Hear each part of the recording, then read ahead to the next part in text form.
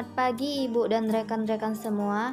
Perkenalkan kami dari kelompok 8 akan mempresentasikan hasil diskusi kami tentang peradilan pajak yang beranggotakan yang pertama Anissa Yati Syaputri, yang kedua Mega Puspitasari, yang ketiga Riva Oktavia, yang keempat Fania Cairun Nisa, yang kelima Wisya Pranadewi.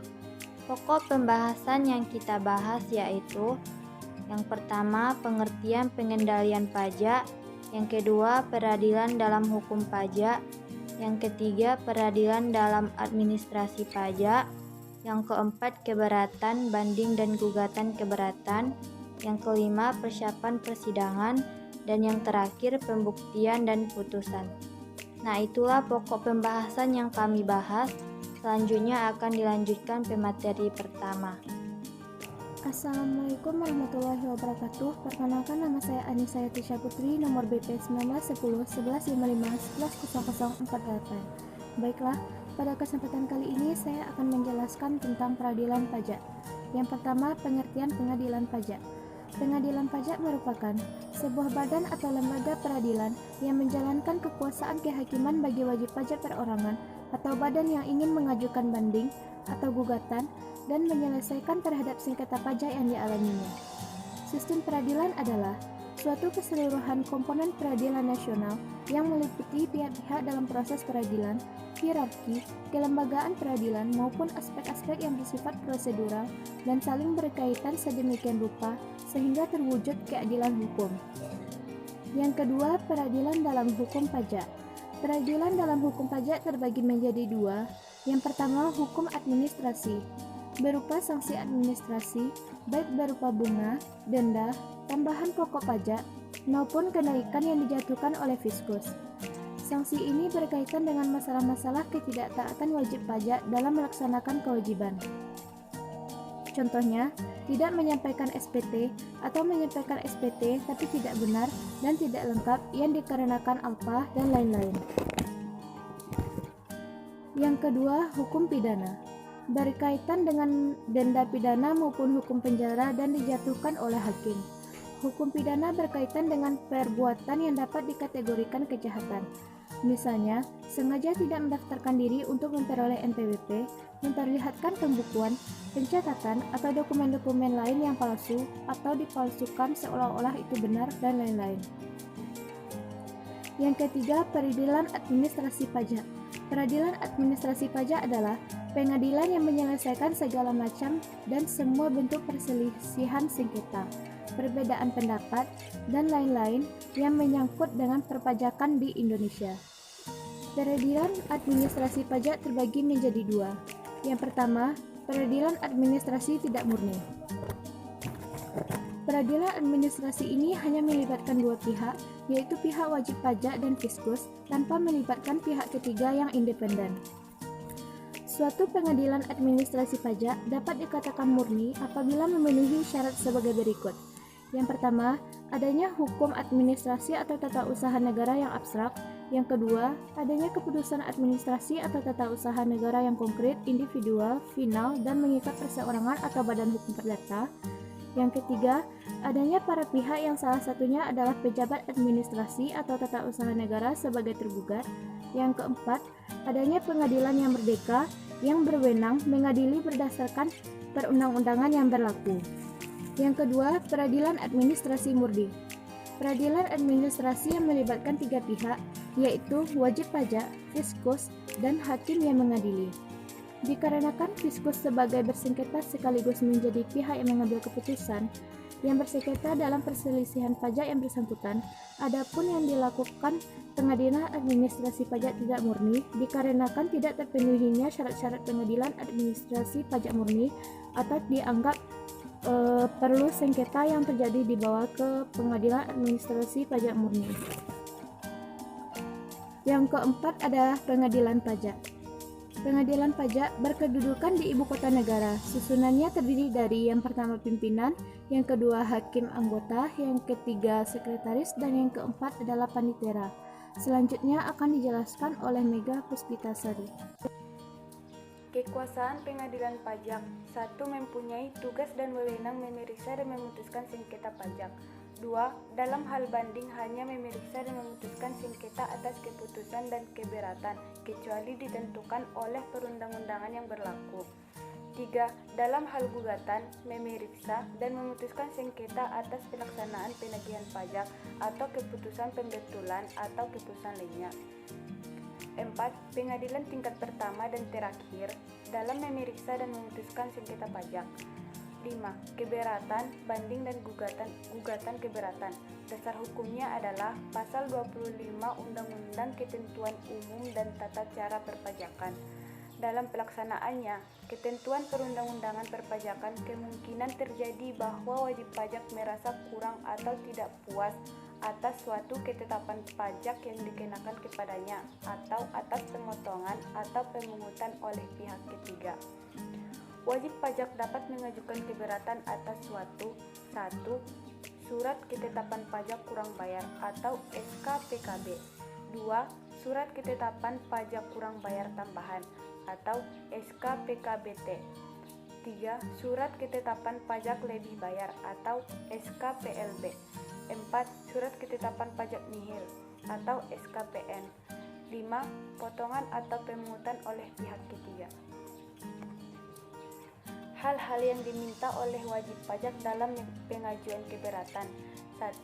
Keputusan atas surat keberatan. 2. Sanksi administrasi. 3. Kewenangan dalam mengambil keputusan. Banding.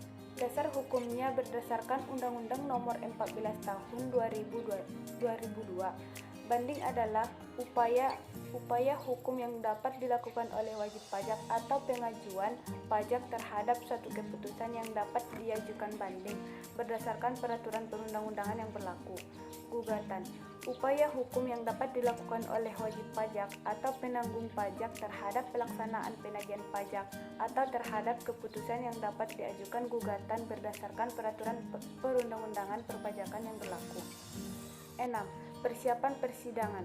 1. Peradilan pajak meminta surat uraian banding atau surat tanggapan atas surat banding atau surat gugatan kepada terbanding atau tergugat dalam jangka waktu 14 hari sejak diterima surat banding atau gugatan. 2. Pemohon banding mengirimkan surat atau dokumen susulan kepada pengadilan pajak jangka waktu 14 hari sebagaimana dimaksud seperti di atas dihitung sejak tanggal diterima surat atau dokumen susulan dimaksud. 3. Terbanding atau tergugat menyerahkan surat uraian banding atau surat tanggapan dalam jangka waktu yang telah ditentukan. Terima kasih. Perkenalkan, nama saya Rifa Octavia, BP 19077. Baiklah, di sini saya akan menjelaskan tentang pembuktian dan putusan. Pembuktian dan putusan yang pertama, pembuktian dalam sidang pengadilan pajak pasal 69 sampai pasal 76. Alat bukti dapat berupa yang A. Surat atau tulisan, B. Keterangan ahli, C. Keterangan para saksi, D. Pengakuan para pihak, yang E. Pengetahuan hakim. Yang kedua, putusan pengadilan pajak adalah suatu putusan akhir dan mempunyai kekuatan hukum tetap. Putusan pengadilan pajak dapat berupa yang A. Menolak, B.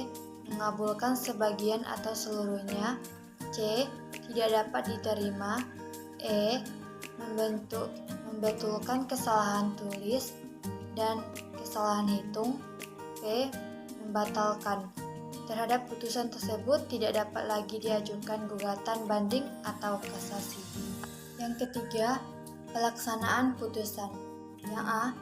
Putusan pengadilan pajak langsung dapat dilaksanakan dan tidak memerlukan lagi keputusan pejabat yang berwenang kecuali peraturan perundang-undangan mengatur lain. Yang B. Apabila putusan pengadilan pajak mengabulkan sebagian atau seluruh banding, kelebihan pembayaran pajak dikembalikan dengan ditambah imbalan bunga sebesar 2% sebulan untuk paling lama 24 bulan sesuai dengan peraturan perundang-undang perpajakan yang berlaku. Yang keempat, pemeriksaan peninjauan kembali. Yang A, permohonan peninjauan kembali hanya dapat diajukan satu kali kepada Mahkamah Agung melalui pengadilan pajak.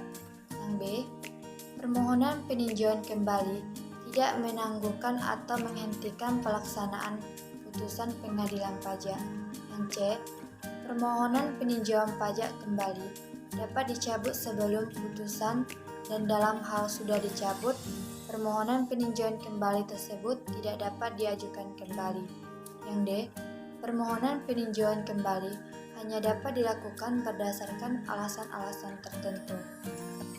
Pengajuan permohonan peninjauan kembali atas saksi administrasi perpajakan.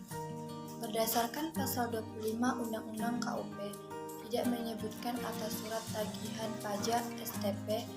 Hal ini karena STP bukanlah ketetapan atas pokok pajak, melainkan hanya mengenakan saksi administrasi. Karena STP tidak bisa diajukan keberatan, maka upaya yang dapat dilakukan oleh WP adalah mengajukan peninjauan kembali jumlah ketetapan pajak dan saksi administrasi dalam STP. Sekian dari saya, terima kasih. Selanjutnya yaitu kasus dan penyelesaian peradilan dalam hukum pajak. Contohnya penyelesaian sengketa pajak pada Kantor Pelayanan Pajak Kota Jayapura. Wajib pajak berinisial RW, dia adalah penanggung pajak dari PTTS yang bergerak di bidang perdagangan besar, khususnya barang-barang konsumsi, dan terdaftar di KPP atau Kantor Pajak Pratama Jayapura, Papua yang menunggak tagihan sebesar 41,25 miliar. Kanwil Ditjen Pajak Papua dan Maluku menyandra RW. Proses penyanderaan ini juga melibatkan Badan Intelijen Negara Daerah Papua, Kapolda Papua, Kanwil, Kemenkumham Papua, dan Lapas AB Pura untuk jangka waktu 6 bulan ke depan. Pasal 7 dan Pasal 10 Peraturan Pemerintahan Republik Indonesia Nomor 137 Tahun 2000 menyebutkan penyanderaan paling lama 6 bulan dan dapat diperpanjang maksimal 6 bulan. Namun tersandera bisa bebas apabila utang pajak dan biaya penagihan pajak sudah dilunasi. Selain itu, dengan adanya amnesti pajak, penanggung pajak juga dapat dilepaskan dari penyanderaan apabila PTTS menyatakan memilih untuk ikut amnesti pajak dengan membayar uang tebusan dan pokok utang pajak. Kasus ini dikutip pada tanggal 19 Januari 2017. Jenis ketetapan yang menjadi sengketa pajak. Yang pertama yaitu Surat Ketetapan Pajak Kurang Bayar atau SKPKB. Surat Ketetapan Pajak Kurang Bayar yang dimaksud adalah dengan metode self-assessment wajib pajak. Diberikan dan dipercaya oleh undang-undang untuk menghitung pajaknya sendiri, sehingga dalam proses perhitungan tersebut biasanya ada item-item tertentu yang terlewatkan untuk dimasukkan dalam SPT yang bersangkutan, sehingga dari cross-check antara hitungan pajak yang dilakukan oleh wajib pajak itu sendiri dengan Kantor Pelayanan Pajak Jayapura terjadi selisih atau kekurangan yang harus dibayarkan kepada kantor pajak oleh yang bersangkutan. Untuk hal tersebutlah Kantor Pelayanan Pajak setempat akan menerbitkan Surat Ketetapan Pajak Kurang Bayar. Yang kedua yaitu Surat Ketetapan Pajak Lebih Bayar atau SKPLB. Surat Ketetapan Pajak Lebih Bayar yang dimaksud adalah dengan metode self-assessment. Wajib pajak diberikan dan dipercaya oleh undang-undang untuk menghitung pajaknya sendiri, sehingga dalam proses perhitungan tersebut biasanya ada item-item tertentu yang terlewatkan dan dimasukkan dalam SPT yang bersangkutan, sehingga dari cross-check antara hitungan pajak yang dilakukan oleh wajib pajak itu sendiri dengan Kantor Pelayanan Pajak Jayapura terjadi selisih atau kelebihan pembayaran yang mungkin disebabkan oleh adanya kekeliruan perhitungan dari pendapatan tidak kena pajak atau PTKP. Wajib pajak yang bersangkutan atau hal-hal lain yang berkaitan dengan intensif pajak yang mungkin diberikan oleh undang-undang. Sementara wajib pajak belum mengetahui hal tersebut.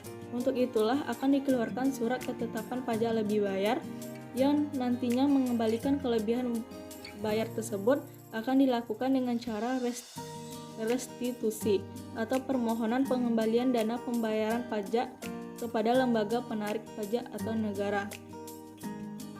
Selanjutnya yaitu proses penyelesaian sengketa pajak pada Kantor Pelayanan Pajak Kota Jayapura. Yang pertama dengan penyelesaian melalui Direktorat Jenderal Pajak. Ketentuan pasal 35 dan pasal 36 Undang-Undang Nomor 14 Tahun 2002 mengatur syarat-syarat untuk dapat mengajukan banding sebagai berikut. Yang pertama, diajukan dengan surat banding dalam bahasa Indonesia. Yang kedua, jangka waktu 3 bulan sejak tanggal diterima keputusan banding. Jangka waktu dimaksud tidak mengikat karena keadaan luar kekuasaan pemohon banding. Yang ketiga yaitu 1 surat banding dan 1 keputusan dengan disertai alasan yang jelas dan dicantumkan tanggal diterima surat keputusan banding. Juga dilampiri salinan surat keputusan banding. Yang keempat yaitu dalam hal banding diajukan terhadap besarnya jumlah pajak yang terutang. Banding hanya dapat diajukan apabila jumlah yang terutang yang dimaksud adalah sebesar 50%. Selanjutnya, pengajuan keberatan oleh wajib pajak. Keberatan berdasarkan atas Undang-Undang Nomor 16 Tahun 2002 dilakukan atas berikut. Yang pertama, surat ketetapan pajak kurang bayar. Surat pajak ketetapan pajak kurang bayar adalah surat ketetapan pajak yang diterbitkan untuk menentukan besar jumlah pokok pembayaran pajak, jumlah kredit, jumlah kekurangan pembayaran pokok pajak, besarnya administrasi dan jumlah pajak yang harus dibayar SKPKB diatur pasal 13 Undang-Undang Nomor 16 Tahun 2002 tentang ketentuan umum dan perpajakan yang dapat diterbitkan dalam jangka waktu 10 tahun sesudah saat terutang pajak. Berakhirnya masa pajak, bagian tahun pajak atau tahun pajak, direktur dapat menerbitkan surat ketetapan pajak kurang bayar. Yang ketiga yaitu surat ketetapan pajak kurang bayar tambahan. Surat ketetapan pajak kurang tambahan adalah surat ketetapan yang diterbitkan untuk menentukan tambahan atas jumlah pajak yang ditetapkan dalam SKPKBT. SKPKBT diatur dalam pasal 15 Undang-Undang Nomor 16 Tahun 2000 tentang ketentuan umum dan tata cara perpajakan. Yang keempat yaitu surat ketetapan pajak lebih bayar. Pada surat ini, ketetapan pajak yang diterbitkan untuk menentukan jumlah kelebihan pembayaran pajak karena jumlah kredit pajak lebih besar daripada pajak terutang dan tidak seharusnya tentang SKPLB diatur dalam pasal 127 Undang-Undang Nomor 16 Tahun 2000 tentang ketentuan umum dan tata cara perpajakan. Assalamualaikum warahmatullahi wabarakatuh. Saya Wishy Pranadewi, NOBP 19088 dari kelompok 8. Yang selanjutnya yaitu kewenangan dalam mengambil keputusan. Wewenang Direktur Jenderal Pajak yang begitu luas yang diberikan oleh Undang-Undang Perpajakan tentu saja tidak dapat dilaksanakan sendiri. Oleh karenanya, Jenderal Pajak harus mengambil suatu keputusan yang disesuaikan dengan struktur organisasi dari Direktur Jenderal Pajak. Dari sekian banyak unit yang melayani masyarakat di bidang perpajakan, akan diartikan secara khusus masalah kewenangan di dalam memutuskan dan segala aspek administrasi.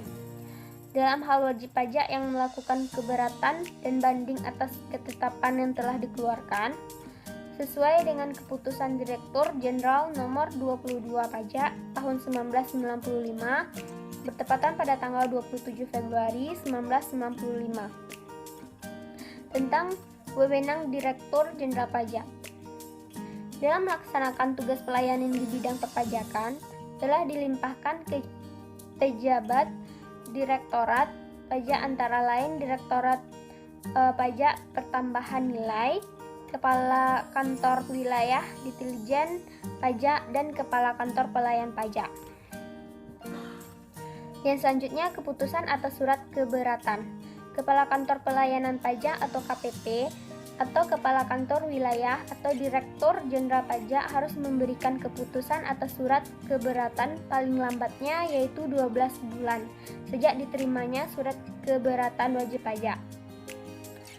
Dan selanjutnya, surat keberatan harus diterbitkan selambat-lambatnya 3 bulan, jangka waktu 12 bulan. Kepala Kantor Pelayanan Pajak atau Kepala Kantor Wilayah atau Direktur Jenderal Pajak tidak memberikan keputusan, maka keberatan yang diajukan wajib pajak dianggap diterima. Yang selanjutnya, proses penyelesaian sengketa pajak kantor pelayanan pajak Jayapura ada 2 cara, yaitu yang pertama bagi wajib pajak yang kooperatif. Akan diberikan reward berupa sanksi bunga dengan cara mengangsur tunggakannya. Dan yang keduanya bagi penanggung pajak yang non-kooperatif akan dilakukan edaran dengan cara mengeluarkan himbauan berdasarkan surat edaran Dirjen Pajak nomor 02 Pajak 2000 dalam jangka waktu 3-4 bulan. Jika dalam jangka waktu ini wajib pajak tidak menghiraukan juga himbauan ini, maka akan digunakan cara penyelesaian dengan pasal 25 Undang-Undang No. 19 Tahun 2000 tentang surat paksa. Nah, di surat paksa yang pertama ada penanggung pajak tidak melunasi utang dan kepadanya telah diterbitkan surat teguran. Yang kedua, kepada penanggung pajak telah dilaksanakan penagihan seketika. Yang ketiga, penanggung pajak tidak memenuhi ketentuan yang sesuai dalam persetujuan angsuran. Yang keempat, jangka waktu untuk surat teguran hanya 30 hari. 1 bulan atau 1 bulan. Yang kelima, jangka waktu untuk surat paksa 2 kali 24 jam. Yang keenam, penyelesaian sengketa pajak pada kantor pelayan pajak hanya sampai pada surat. Yang ketujuh atau yang terakhir, penyelesaian sengketa pajak untuk semua jenis pajak pada kantor pelayanan pajak Jayapura adalah sama.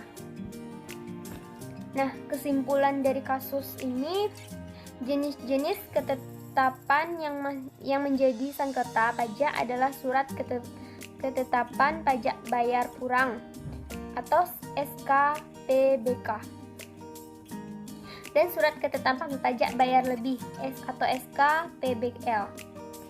Sengketa pajak terjadi diakibatkan kurangnya pemahaman masyarakat wajib pajak tentang sistem self-assessment dan juga tentang wajib pajak.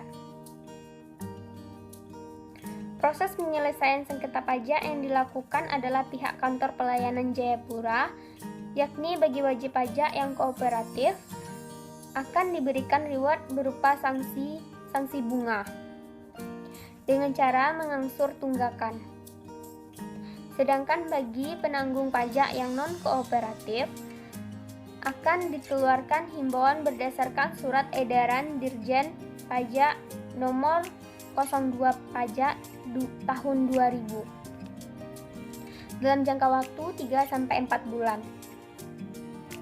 Jika tidak menghiraukan himbauan ini, maka akan digunakan cara penyelesaian dengan pasal 25 Undang-Undang Nomor 19 Tahun 2000, yaitu tentang surat paksa, surat teguran, dan surat paksa. Nah, sekian hasil presentasi dari kelompok kami. Jika ada kesalahan, kami mohon maaf.